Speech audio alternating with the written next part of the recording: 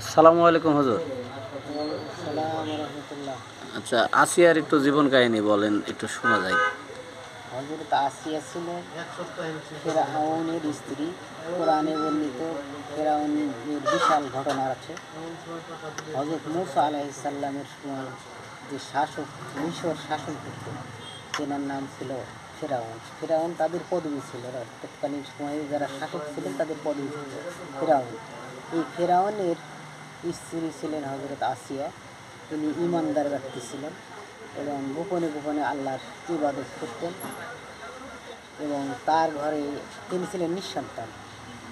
একসময় মূসা আলাইহিস সালাম তার ঘরে প্রতিপালন হয়েছিল এবং সেখান থেকে বড় হয় এবং একসময় ফেরাউনের এক ভৃত্যকে অর্থাৎ চাকরকে চড় মারার অপরাধে চড় মেরে মারা যায়। সে এটাকে তিনি বিরাট অপরাধ মনে করে মিশর থেকে পালিয়ে মাদায়েনে চলে যান হযরত শুআয়ব আলাইহিস সালামের দেশে। সেখানে তিনি বিভিন্ন ঘোরাফেরা করে একসময় শুআয়ব আলাইহিস সালামের মেয়েদের সাথে একসময় পরিচয় হয়। তাদের পানি খাওয়ানোর, বকরিকে পানি খাওয়ানোর, হ্যাঁ, আচ্ছা,